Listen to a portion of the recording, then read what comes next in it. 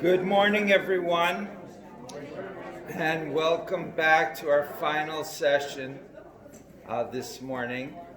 Um, can everyone hear me okay? Let's see, is this better or worse? Is this better or worse? Better. Okay. If I go around and I move away from this microphone, remind me to turn on my side mic. But I've got here some messages for the Western Wall that if anyone wants to give me, you can give me. I'll be leaving Monday morning for Israel. I wanted to get out of town so I don't have to deal with the negative feedback after the course. So, so, so this is a very convenient exit. But if you'd like to give me a note to put into the Western Wall, I'm happy to do that. So just drop it off after the session today. We want to take a look at the New Testament itself today. So if you have a copy of it, you can open it to Matthew chapter 22. If you have the Jewish annotated New Testament, that would be on pages 42 and 43, or 41 as well. The problems of looking for Jesus' words in the New Testament are very extensively discussed. As we've already mentioned in previous sessions, the four Gospels were written, at least 20 years or more after Jesus' death. Some of the latest one, John, was probably written 70 years perhaps, or 60 years.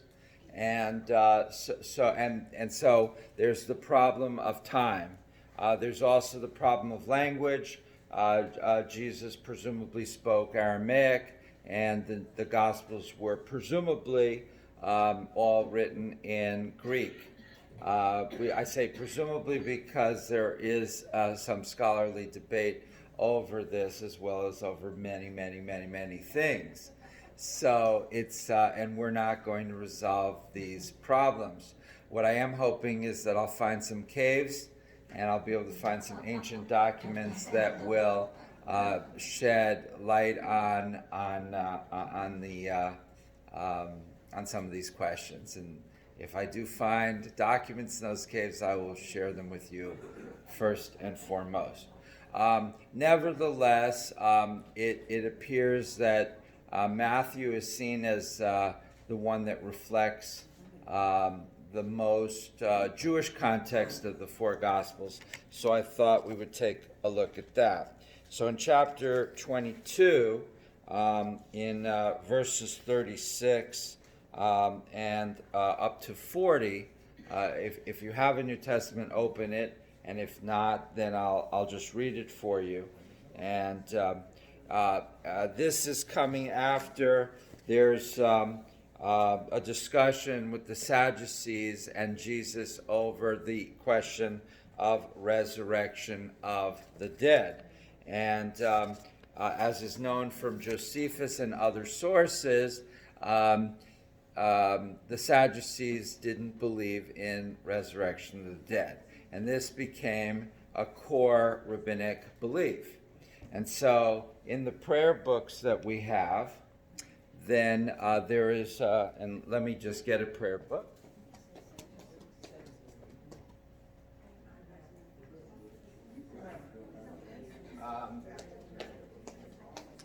This is the prayer book we use at our synagogue, which is obviously a Reform prayer book. And but in there, it says in a number of places, "Blessed are you, God, who resurrects the dead." The Hebrew is Tchiat HaMetim, or Mechaye HaMetim, one who brings life to the dead.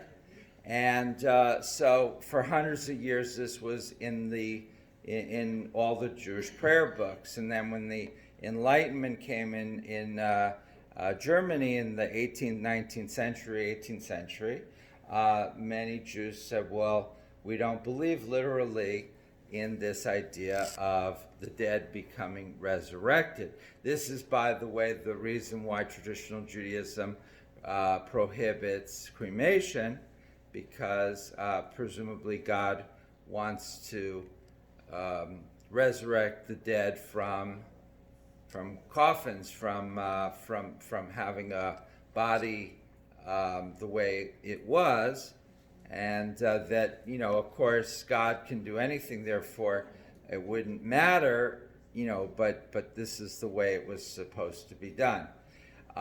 So anyway, the Reform movement about 100 and something years ago decided that they didn't believe in the resurrection of the dead, and so we changed that prayer to Mechayeh HaKol, or which means brings life to everything. But in the latest prayer book that was published in 2007, the Reform movement decided to put back the resurrection of the dead as an option. And this is a little confusing, because if you wanted to photocopy that page and make it simple for people, right now it says Mechayeh HaMeitim / Mechayeh HaKol. And in English as well, it says resurrects the dead / brings life to all. So even if you don't care which one, then you have to take white out one of them, or else you get people saying both of them. And which sounds a little awkward, even though it's not necessarily contradictory. But anyway, in the book of Matthew, that is what precedes this discussion, is the Sadducees coming to Jesus and saying there is no resurrection. And then they talk about some other halachic issues. So what I'm trying to show here is the Jewish context, which is, at least in this paragraph, sounds very authentic, and it sounds exactly what you would think that Jews would talk about 2,000 years ago, or indeed today. And so Sadducees came to Jesus and they said, there is no resurrection. I'm going back a little bit. This is verse 23. And verse 20, and then they asked him a question, saying, Teacher, Moses said, if a man dies childless, his brother shall inherit the widow and raise up children for his brother. So this is a reference to the Yivum and Chalitza concept, which is from the Bible and then is discussed extensively in the Talmud. And what it refers to is that if let's say an older brother marries someone and dies childless, then this would be a problem for inheritance, because with no male heir, there'd be nobody to inherit the land. And so the Bible says that the younger son has to marry the widow and have a son for the older son, and that son will be regarded as an heir of the older brother, and then the land can be passed into that family. And it so in some senses protects the widow. In the Talmud, obviously, there was a Israeli movie many years ago, I Love You, Rosa. I don't know if it's available on the internet anymore, but it was about a beautiful woman in 19th century Jerusalem who was in exactly that situation. She marries, and her husband dies very soon, very young age, and so then she's supposed to marry the brother and then have a child with the brother, and then that child will be her original husband's heir. The problem is her husband's brother is like 11 years old or 10 years old, and so she has to wait for him to grow up a little bit, and that becomes the theme of that movie. But in any case, in the Talmud, they recognize that not everybody would want to go through with this for various reasons. I can only imagine some family awkwardness around this sort of a situation. So the Talmud created a ceremony where the widow would spit in her shoe and throw it at the brother. and that would be part of a ceremony to release him from the obligation to marry his older brother's widow. And so, so you had to do one of the two. You had the widow had to either marry her husband's brother or do this ceremony. And so they asked him a question, saying, "Teacher, Moses said, if a man dies childless, his brother shall marry the widow and raise up children for his brother." And then it continues, "Now there were 7 brothers among us. The first married and died childless, leaving the widow to his brother. The second did the same. And also the third, down to the 7th. Last of all, the woman herself died." This is a well-known, sort of a hypothetical legal situation that you'll find in the Talmud, where they'll say, "What do you do in such a situation?" And then they apply this Yivum Chalitza situation back to the original issue about resurrection of the dead. In the resurrection, in the future, when the Messiah comes and everyone is resurrected, then whose wife of the 7 will she be? For all of them had married her. And this is not that different from I get this question periodically in my job as a pulpit rabbi, that, okay, somebody will say I'm 94, I've had 3 husbands, all 3 have died. When I die, which one am I going, or when I die, which one am I going to join in heaven, or where do I get buried? Do I get buried next to the first, second, or third? They all have empty graves next to them waiting for me, and I can't be in 3 places at a time. Although today, if you're cremated, you can divide the ashes, and you could be in 3 places at one time, but that was not a traditional Jewish practice there.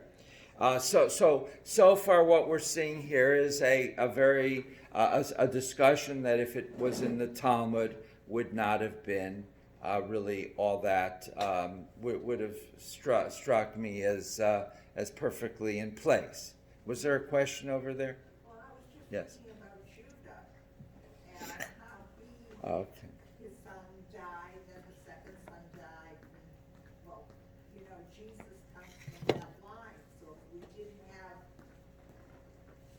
that law, that's David is from that branch. Correct. And so Didn't they do that at that time? Judah's first son dies. right. Second son dies. Right. Third son dies. So now it's up to the father to marry. Right. John. Right. So, we have back in the Bible Right. the same scenario. Yes, and so this is a very typical sort of a scenario that people would ask about, and and Jewish law is complicated, and this is a deliberately complicated question, and therefore, I'm not here to give answers to exactly, but this is a halachic question. What would Jewish law say in this situation? And remember, we're still in the Second Temple period, so there's the 3 groups, Pharisees, Sadducees, and Essenes, and each one was maybe 1% of the population or less. And so most Jews were what E.P. Sanders refers to as common Judaism, which is something a little bit more general and not too specific. So they're clear that they observe Shabbat, they observe the 3 pilgrimage festivals, they venerate the temple, but they're not exactly sure how they would handle very specialized questions such as this, and they're not exactly sure what they believe about things like resurrection of the dead, because you have to believe in the idea, and then if you believe in the idea, how are you going to apply it in situations like this?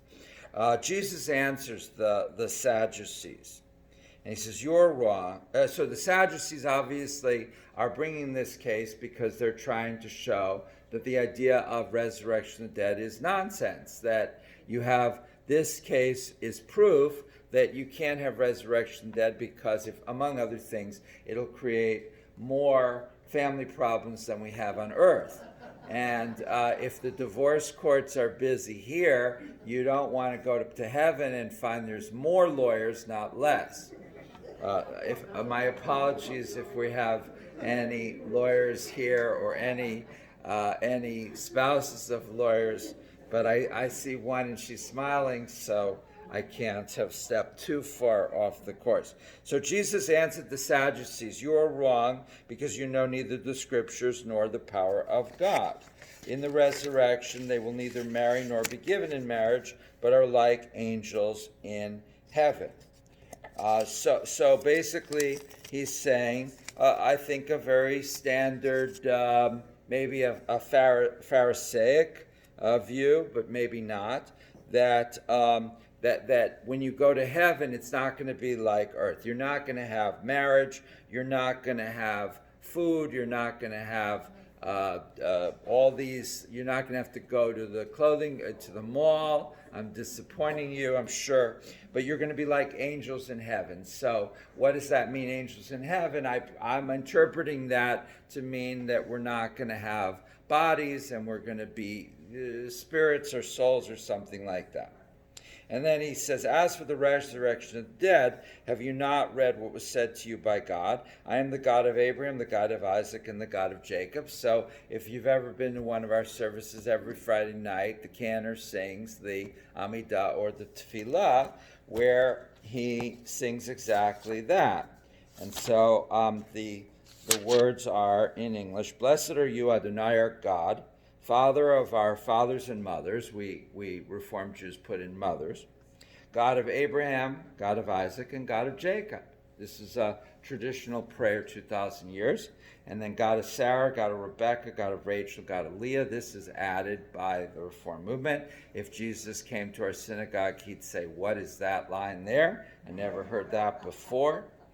The great, mighty, and awesome God, transcendent God, who bestows loving kindness, creates everything out of love, remembers the love of our fathers and mothers, and brings redemption to our children's children for the sake of the divine name. And then just on the next page, it says, it continues a little bit, "You are forever mighty, Adonai, you give life to all." And in parentheses, it gives the traditional rendition, "You revive the dead." And in Hebrew, it's "Atah gibor le'eman Adonai, mechayeh hakol." That's the new words. Mechayeh is to bring life to, hakol, everything. You bring life to everything. And then in parentheses, it says mechayeh hametim. You give life to the dead. And then it repeats it further down in that page 168. So Jesus seems to be referring to the prayer book, or if not to the prayer book, then to a common source that everybody knew, that when you prayed to God, you said, "I am the God." You said that God was the God of Abraham, the God of Isaac, and the God of Jacob. Jesus continues, "He is God not of the dead, but of the living." And when the crowd heard it, they were astonished at his teachings. So apparently Jesus was debating the Sadducees. So you could argue that this seems to imply that Jesus is a Pharisee debating the Sadducees, because this is in Josephus and others one of the key differences, that the Pharisees believed in the resurrection of the dead, the Sadducees did not. And clearly Jesus here is siding with the Pharisees. The problem with calling, there's a book, Jesus the Pharisee. The problem with calling him a Pharisee is that in other places he doesn't really fit. So he says things that are not so consistent with Pharisees, and his religious background and just his whole the whole structure of his activities is not exactly what you would expect from a Pharisee, understanding that in the narrow sense. Okay, when the Pharisees heard that he had silenced the Sadducees, So the Pharisees here, Jesus is debating the Sadducees quite successfully. They gathered together, and one of them, a lawyer, Leonard, asked him a question to test him. Okay, so you could argue really that the Pharisees are all lawyers. This is what they did. So Jesus is debating everybody. And so now the Pharisees debate him. So the teacher, and the translation here calls him teacher rather than rabbi, in line with what I said, that to call him a rabbi implies he's a Pharisee, that he comes from a very specific background, and that he spent all his time studying the oral tradition, which doesn't seem to be the case. So they call him here teacher rather than rabbi. Teacher, which commandment in the law is the greatest? So this is a very long tradition. How many mitzvot are there in the Torah? Oh, wow. Okay. Everybody knows that. So 613 commandments. This is this is referring to commandments that it's mentioned in the Talmud. A particular rabbi in the Talmud mentions there's 613 commandments and 248 positive and 365 negative, and many of them refer to the temple, and therefore once the temple was destroyed you could no longer observe them. So there's not 613 that we can do today, but that's the total number. Now there were rabbis that dissented from this and said that that view in the Talmud is simply one view, and there's more or there's less or we don't know. So not everyone agrees with the 613, but it's become pretty widely accepted. Sort of like, well, how many Baskin-Robbins ice cream flavors are there? 31? 31, 36. So even that is disputed. But there was obviously an effort to reduce the number of commandments. So various rabbis said, all right, there's 613 commandments, but you can reduce them to 10 or to 3 or to 1 or to some other smaller number, because obviously 613 gives you a lot of detail, a lot of, and then there was another tradition in Judaism where medieval rabbis were trying to make a list of what are the 613 commandments. And it would depend on how you classified things. So there might be a commandment that includes two sub-commandments, right? So, I don't know, let me take, don't eat too much ice cream. So that's the big commandment, but under it would be don't eat chocolate ice cream if you're allergic, and then don't eat Cherry Garcia ice cream if you don't like the Grateful Dead, or something like that. And so the question was, do you take the one big commandment, do not eat ice cream, as one of your 613, or do you take the two sub-commandments and count those as two of the 613? So there's different ways of counting, which doesn't necessarily change how you look at the commandments, but the exact. So there were several very famous rabbis that came up with their lists of what are the 613, and every list is going to be a little different. But what we're concerned with here is the attempt to reduce the number of commandments to a manageable number, and to focus on one or two or three philosophic principles or moral principles underlying all the commandments. And so various rabbis did this in quite a number of ways. And so I was astounded when I first saw this to see that that's exactly what Jesus does. So he's again following in the, apparently part of a discourse among different types of Jews at that time to talk about how do you reduce the number of commandments. So one of the Pharisees, who was, as we said, a lawyer, asked him this question, which commandment is the greatest? Now, if you wanted to be diplomatic, then you would say that the standard answer is Right, they're all equal. You can't say one is the greatest. They're all equal. All 613 are exactly the same. So one commandment is do not murder, and one commandment is do not wear shotness. Shotness is linen and wool mixed in the same garment, usually in a men's suit. And so these would be exactly equal in theory. So that doesn't really make sense. So then what's the most important commandment? So Jesus said to the Pharisee lawyer, you shall love the Lord your God with all your heart and with all your soul and with all your might. This is the greatest and first commandment. And so that is exactly the V'ahavta that we read every Friday night. And so it is on page 154 in the prayer book, coming right after the Declaration of Faith, which says, Hear, O Israel, Adonai is our God, Adonai is one.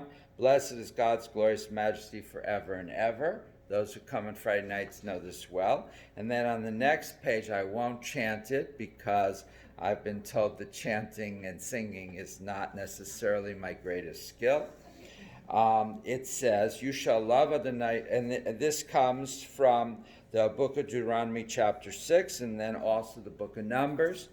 You shall love Adonai your God with all your heart, with all your soul, and with all your might. Take to heart these instructions with which are charged you this day. Impress them upon your children. Recite them when you stay at home and when you are away, when you lie down and when you get up. Bind them as a sign on your hand and let them serve as a symbol on your foreheads. Inscribe them on the doorposts of your house and on your gates. Thus you shall remember to observe all my commandments, to be holy to your God. I am Adonai your God, who brought you out of the land of Egypt to be your God. I am Adonai your God. So it starts off with, you shall love Adonai your God with all your heart. Page 154. So when Jesus says that the greatest commandment is you should love the Lord your God with all your heart, with all your soul, with all your mind, that seems to be a direct quote from the book of Deuteronomy. And one presumes that he already knew that that section was becoming part of the central focus of the liturgy. We don't know to what degree the liturgy was fixed by that time, but I'm presuming here that the Shema and the V'ahavta was recited already by many Jews, and it was a well-known part of the informal liturgy that had not yet been completely codified. And then Jesus continues, he says, a second, okay? So like any good Jewish teacher, he doesn't just answer the question, he adds a little bit onto it. So he says, all right, there's a second commandment that's also great, and it is, you shall love your neighbor as yourself. And so this comes from where? Right? Okay. So this is another one. And it also fits into the whole concept of the Ten Commandments. So the rabbis differentiate the first 5 commandments from the second 5 commandments. And they say the first 5 commandments are ben Adam lemakom, between people and God. And the second 5 commandments are between ben Adam lechavero, between a man and his fellow, or between people and his fellow people. And so there's clearly in rabbinic thought an effort to differentiate the commandments into 2 categories, one that are more theological or liturgical or ritualistic, and one that are more based on society. So you have 2 obligations to love God and to be nice to your fellow people.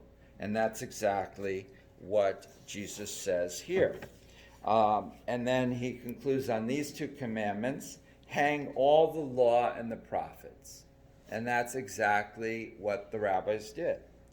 So this is a second question which fits completely into the discourse of the Second Temple period. And then I'm just going through this because this is contiguous text here, and it just shows some of the discussions. We are assuming here that this is, actually from Jesus at the time. We don't have proof of that, of course. Now, while the Pharisees are gathered together, since Jesus had gotten a bunch of Pharisees to come and see him, Jesus figured I might as well take the opportunity to ask them a little bit more. And he says, "What do you think of the Messiah? Whose son is he?" And they said to him, "The son of David." So we've talked about this already, and this is a standard Jewish belief. And he said to him, How is it then that David by the Spirit calls him Lord, saying, 'The Lord said to my Lord, sit at my right side until my enemies under your feet.' If David thus calls him Lord, how can he be his son?"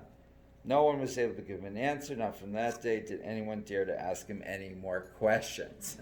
So, is this suggesting that there was a serious differentiation on how they saw the Messiah? I guess it would depend on how you interpret what Jesus says there. But there was just so many views on the Messiah at this time that it's very hard to imagine that anything that Jesus would have said about the Messiah would not have fit into some discourse in Second Temple Judaism. So and then I'll take some comments and questions. But so the three things: resurrection of the dead, how you can summarize mitzvot, and the Messiah may give us a little bit of insight into the dialogue that Jesus was having among his own group, was a Jewish group, and among some of the other Jewish groups. Each Jewish group was trying to differentiate themselves from others. Yes, tell us your name one more time, and then wait till Riva gets you the microphone, and then you can talk. Okay, Rabbi, I just wanted to go back before you went on further regarding the resurrection part and the question.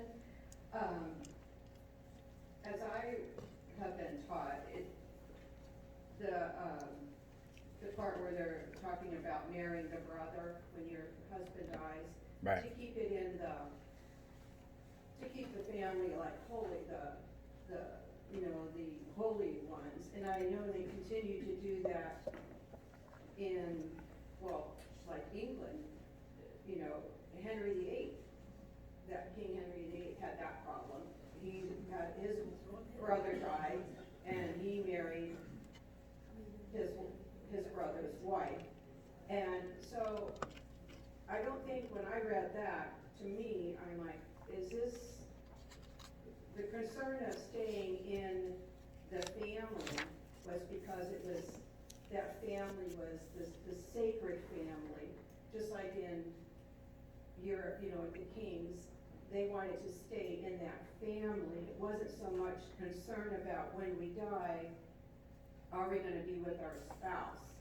It was more about, we need to keep this lineage sacred, pure, whatever. And it continued, even though England wasn't Jewish, and even, I have Catholic friends, so this is a big deal with Catholics. So I think this is a very important part that we've carried over into Christianity, this part of the Jewish law for a long time, keeping it with the husband, marrying the wife if his brother died or whatever. So the question I have is, it continued obviously for a long time, and it even spilled out into the Catholics during, Henry VIII. What about today? Does the Jewish people feel that is accurate? I mean, when did they stop practicing that? Because like I said, I can see it as it continued into England, and even other, like I even have friends that are from India, where that is still in parts Can you just summarize your question? I think your microphone seems to have died somehow. Oh, so has it, so is it,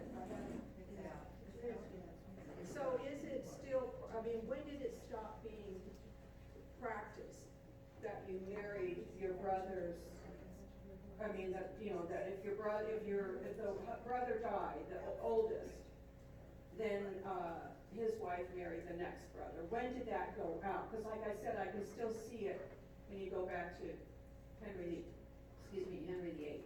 I don't know. I don't have a brother, so I didn't have to really worry about that. So I don't know. I mean, would it be relevant today in Jewish law? I don't recall. You know, I'm not sure. That's a good question. It's a, hold on, the microphone is coming for you. The whole thing hinges on women's rights. The fact that it's all about the husband, not about the wife. Can you hear him? No. Is the microphone not working? I can give you this one if necessary. It seems to have gone off a couple of times. It's on now, let's give it one more try. All right, It's yeah. not gonna switch. It's gone off again. It's, Here, you could here. This one. Hold it gently, and here's the. What's that? What I'm trying to say is that this is all about women's rights, and women's rights didn't exist in those times. And so things changed when women began to have rights, even at the time of Henry VIII, the woman was still kind of non-existent in the law. So we have to look at whether women had anything, any claim or not. And they had laws that protected them, but they didn't necessarily have economic rights or rights to ownership of anything. That's true. I think that the Talmud made obviously some efforts to protect women's economic position to some degree, but certainly nothing like what we would regard as normative today. Other comments or questions at this point? That question is addressed in Ruth.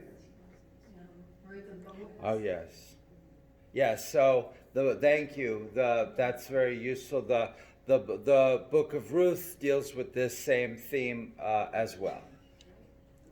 I just wanted to say. Oh, hold on, Riva. Riva controls the microphone.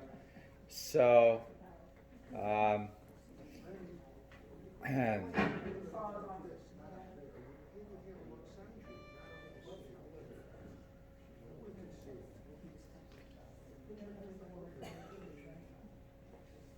This is just a comment, but you're talking about the film that we're talking about, the woman marrying the brother.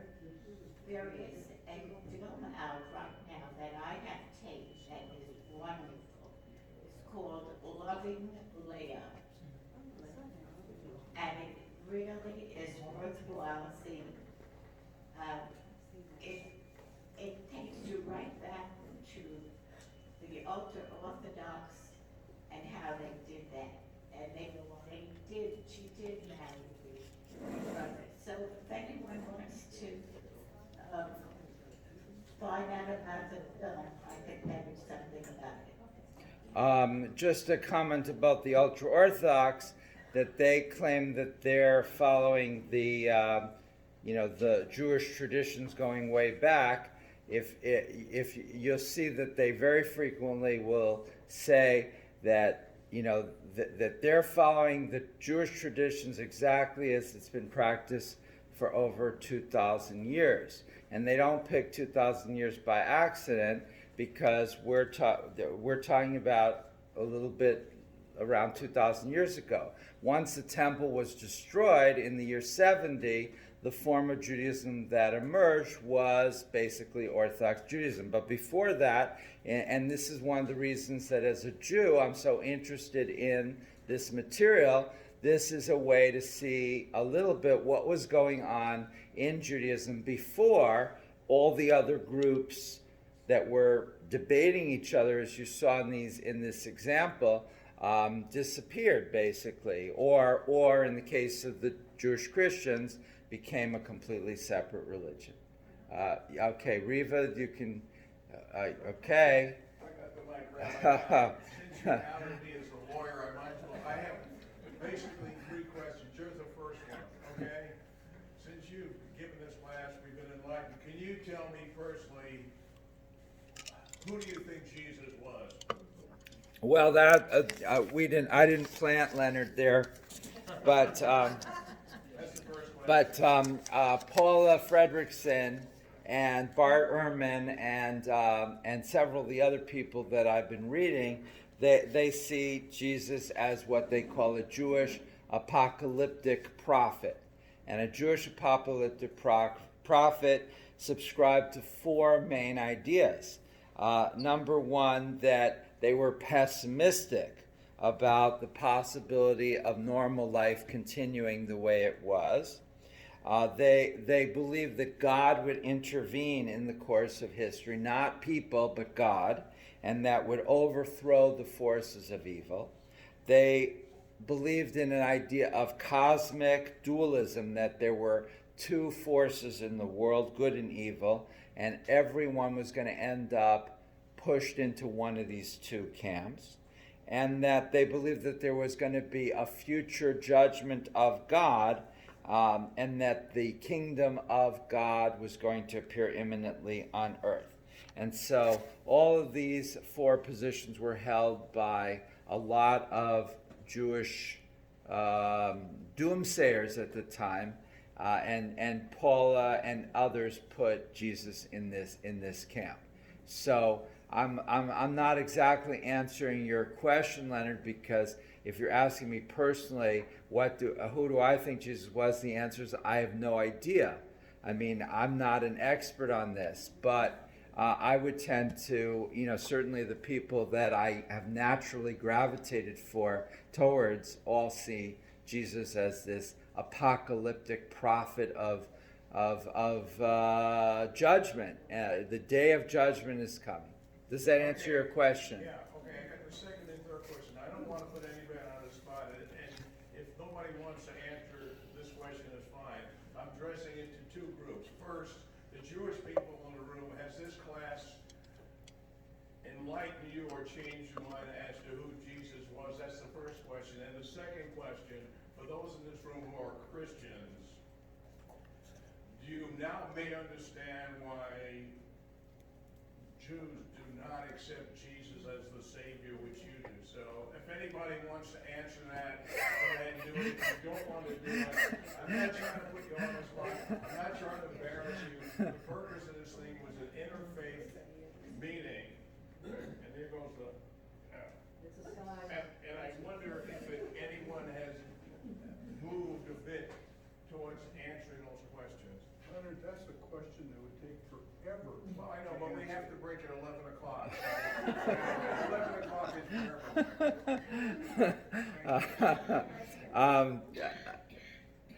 Yeah, very good questions, Leonard, and this is hopefully an ongoing dialogue.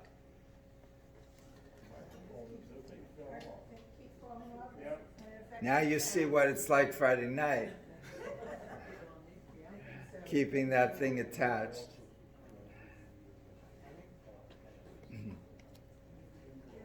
Is this working? Yes. Okay.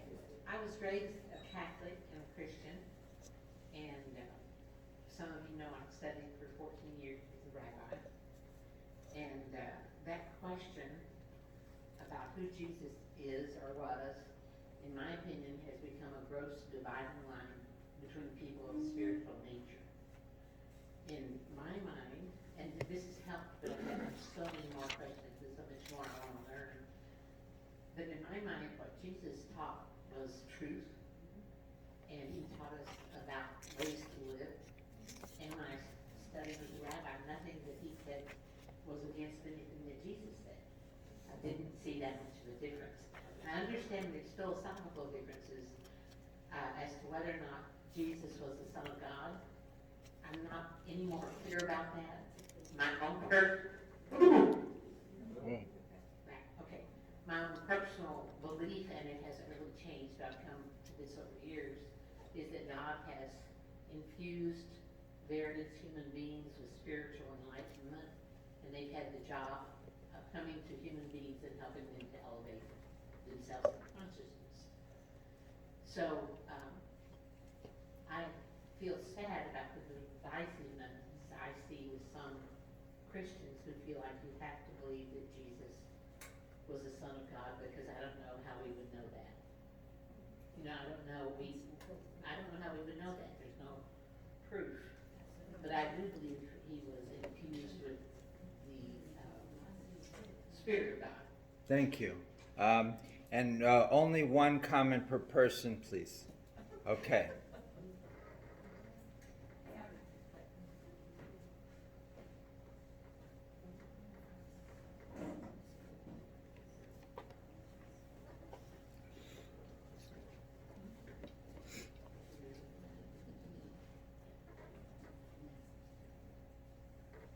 Rabbi, question, Jesus is descended from the house of David.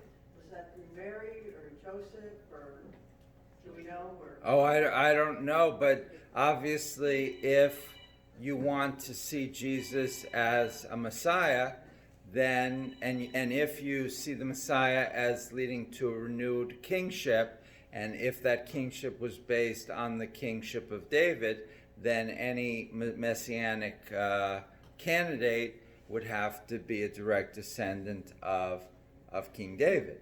So, and as we know, King David was a descendant of Ruth, so you'd have to establish that genealogy. But I'm not an expert on the genealogy of it. And there's other things that would have to be met. So there, you can see there's an attempt in the New Testament authors to try to meet those criteria. But whether it's true or not, I have no idea.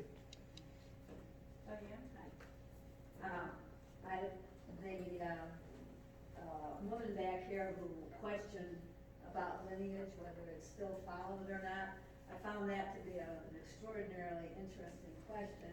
I have an answer for you, that there are many cultures who are still following the narratives, such as the Kurds, South Korea.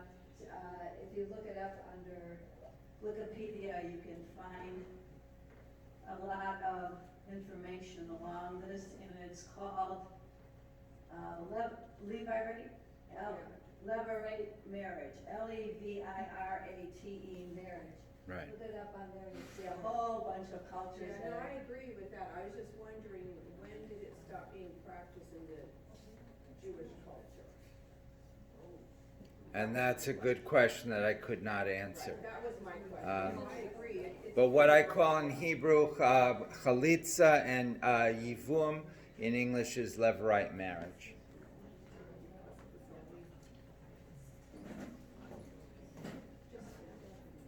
Bonnie Longmire? Hold on. Riva? Hang on, we're putting it back together, wait a minute. Okay, hold on. There's technical difficulties that they didn't have in the Second Temple period. They had microphones that worked much better in those days.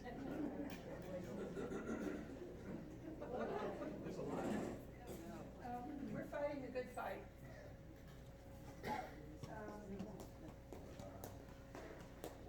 This keeps falling off. There you go. This is another piece of it.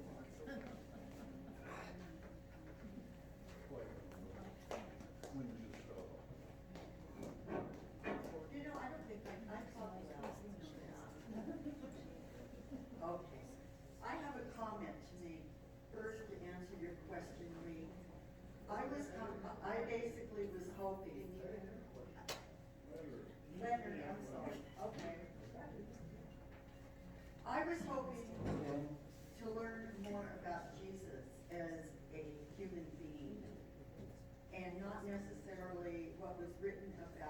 him by others that kind of putting a bit of history together. And I feel that Jesus was a very, from the time probably that he was a young man, that he had a very close relationship with God. Because Jesus was not a rich person. He wasn't a wealthy person. He worked as a carpenter. And I believe that he had a very special, close relationship with God.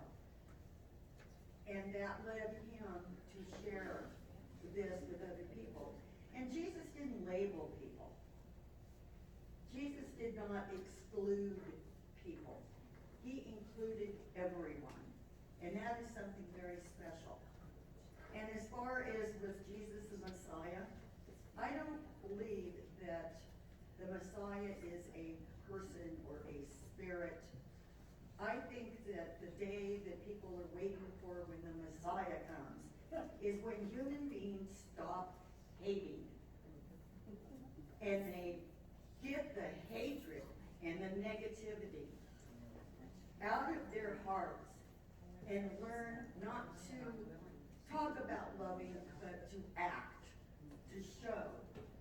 And I think when that happens, we can say, oh, the Messiah came because we all chose to stop living with negativity, stop hating, stop being cruel. And when you see somebody on the street that's got a sign that says, I'm hungry, don't go, oh, go and make them a lunch. Do something. Excuse me. You know how I get. So what I found interesting about this class, and what I actually found interesting about all of the New York Times was wonderful, Oh, well, thank you. is that what we learned here Can't hear is you. that, can you hear me? What I think that we learned here is that Jesus was just a character in history that was written about by a bunch of Jewish followers, and Jesus himself was a follower, and it reconciled the thought of Judaism and Christianity. Christianity is basically a bunch of Jews getting together and writing the New Testament. And so we can see how Judaism and Christianity merge. We can see that here today. Right? And that was an important thing. That was an important part of understanding that the people are not so different, that they're all the same. And the words that they worship are words that they all have in common, Christianity and Judaism. That's it. Thank you for your comments. I'm going to give one more comment to Lee, and then I'm going to introduce him to show a Torah, and that will conclude our I'm tonight. going to comment on Rabbi's importance about lineage of going down the line. My great-great-great-grandfather, great-great-grandfather was a descendant directly of the Bashan Tov. The Chabad is after my son all the time. My loose wife sees me all the time. Is my son attached yet? And they feel it's very important that the Chabad feel that getting one of their girls married to someone who's a descendant of Bashan Tov is very important. So evidently to the Chabad, it still is very important. All right, Lee, I'd like to ask you to come forward and to show everyone the Torah that you have, and then we can continue talking informally as well. So now, what I do have to point out about this Torah is that in Jesus' time, there were no full Torahs. So there were scrolls of the different books. And so, for example, your name is? Linda. And he brought me a Gideon Bible from a hotel. So, but the Torah that Lee's going to show you is the 5 books of Moses contiguous, And so the 5 scrolls are all together. When we found the Dead Sea Scrolls, which is roughly at the same time period we've been talking about, each scroll was separate. So you have Genesis had a scroll, Exodus had a scroll, etc. You didn't have all 5 of them put together. It's a fairly minor difference, but I wanted to point it out so that you don't think that this would have been exactly the way that a scroll would have appeared in a synagogue at the time. Another important difference is synagogues were just developing into the religious centers that they are today. The temple still was the primary center for Jewish ritual. And the synagogues started out as more community centers and gradually evolved in this direction.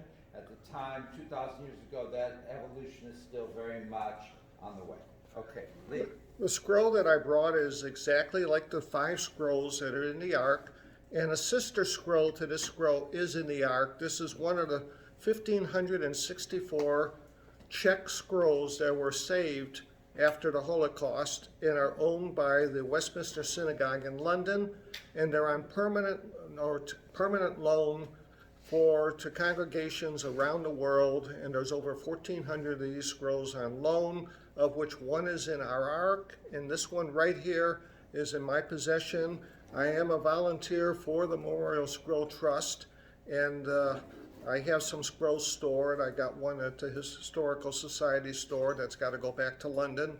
And I brought the scroll only for a reason. Rather than open up the Ark and take the scrolls out of the Ark, some will not favor someone touching a scroll. And for this scroll, you can. So the scroll will be able for you to touch, feel the parchment on the back, and take a look. And basically I got it opened to Exodus, and I'm going to show you how it's split between the books of Exodus and Genesis, and then I'll show you some special part showing the opening of the sea and the Jews crossing the sea, and then I'll go to Exodus 20 where the rabbi talked about commandments, and the actual 10 commandments are given at Exodus 20. So what I wanted to do was have this, it was expected that after the class that anybody who wanted to come up and really take a close-up look at a scroll and know a lot about it. One thing you ought to know about the scroll, it's read from the beginning of the Jewish year to the end of the Jewish year, a piece of it every Sabbath service, and they go through the whole scroll. At the end of the year, Simchat Torah, the scroll is ceremonially re-rolled and started all over again. So, and the scroll, every scroll is the same. Every column starts with the same first word, ends with the same last word, and every line starts with the same word and ends with the same word. And when you look at the scribe and the scroll, that's one thing too, every scroll is handwritten by a scribe. There was no printed scrolls used for any ceremony or service. They're completely handwritten. And you'll be able to see how the scribe gets the line straight, because the knife marks that the scribe is visible when I put it in the light, and also the columns where the scribe put a knife mark to have straight columns. And anybody know what the word justified means when you type? The scroll is justified. And the question is, how does a scribe get a whole line, start and end exactly the same? Well, you'll be able to see it. To tell the truth, the scribe will sometimes have to squash letters together and sometimes stretch letters. You see them stretched out. So, should I have anybody welcome? Let us just have Yes. a conclusion from Riva, and then we'll have Lee actually show the scroll. Riva? Rabbi, just a comment to add what Lee said. If the scribe makes a mistake when writing the scroll, it has to be destroyed. Not necessarily.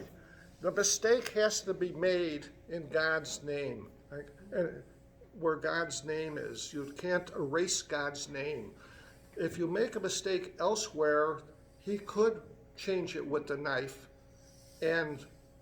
But that whole section, which is usually 4 columns, if it's God's name, even if the scribe was 80% done or 90% done with that section, if God's name had a mistake that had to be erased and fixed, that point, that section can no longer be used and he has to start all over again.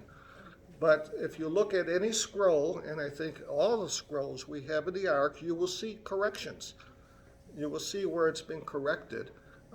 But it would not have been corrected where God's name, which is many times in the scroll, you will not see a correction where God's name is.